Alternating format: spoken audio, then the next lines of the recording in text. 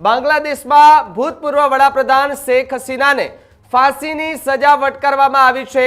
International criminal distributional એ દ્વારા દોષિત ઠેરવવામાં આવ્યા છે। શેખ હસીનાની બધી મિલકતો જપ્ત કરવાનો કોર્ટ દ્વારા આદેશ પણ આપી દેવામાં આવ્યો છે। પૂર્વ ગૃહમંત્રી કમાલની પણ બધી જ મિલકતો જે છે તે જપ્ત કરવાનો આદેશ અત્યારે કોર્ટ દ્વારા આપી દેવામાં આવ્યો છે।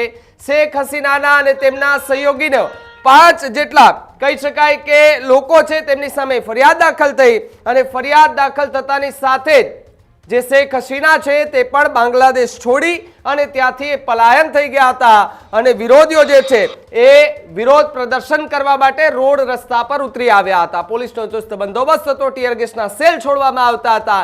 એ દરમિયાન શેખ હસીના કે જે પ્રાઇવેટ જેટમાં એ બીજા અન્ય દેશમાં ભાગી ગયા હતા। ત્યારબાદ સ્થિતિ ત્યાં ખૂબ ખરાબ થઈ ગઈ હતી અને લોકો કહી રહ્યા હતા કે એમને સજા આપવામાં આવે અને કોર્ટે પણ એ જ નિર્ણય લીધો છે।